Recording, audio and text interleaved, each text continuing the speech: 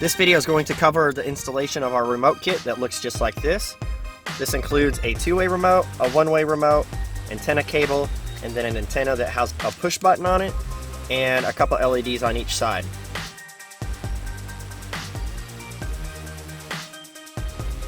The first thing that we do on this long-range remote kit is we take the antenna and we plug the white port from the cable directly into it like so. We're going to go ahead and take the black end and you stick it here on the far port, so black connector to the black port, just like this.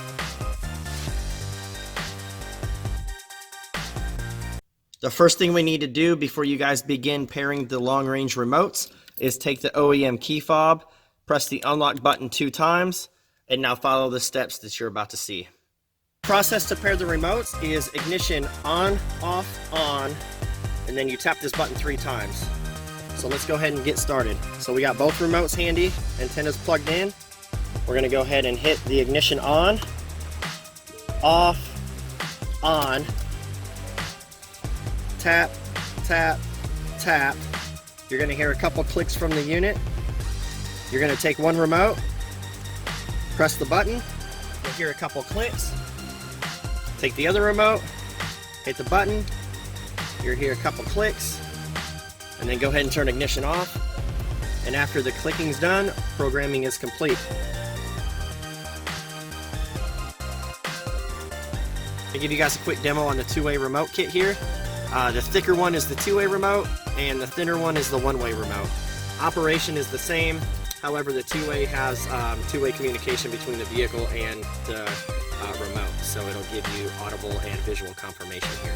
So let me show you the one-way real quick.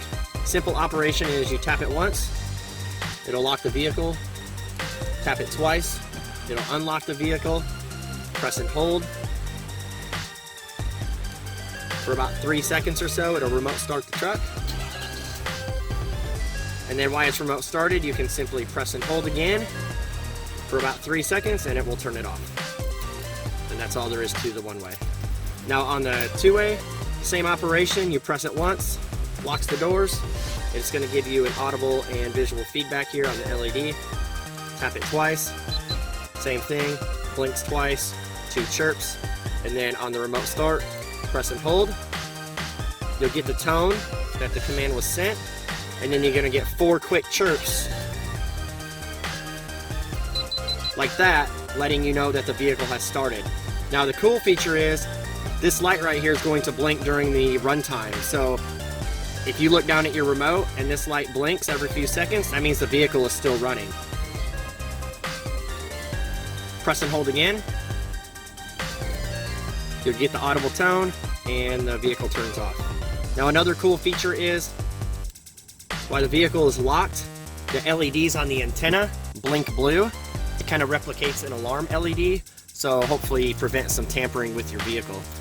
When you press the button twice to unlock the doors, the antenna will stop blinking blue and you can drive as normal.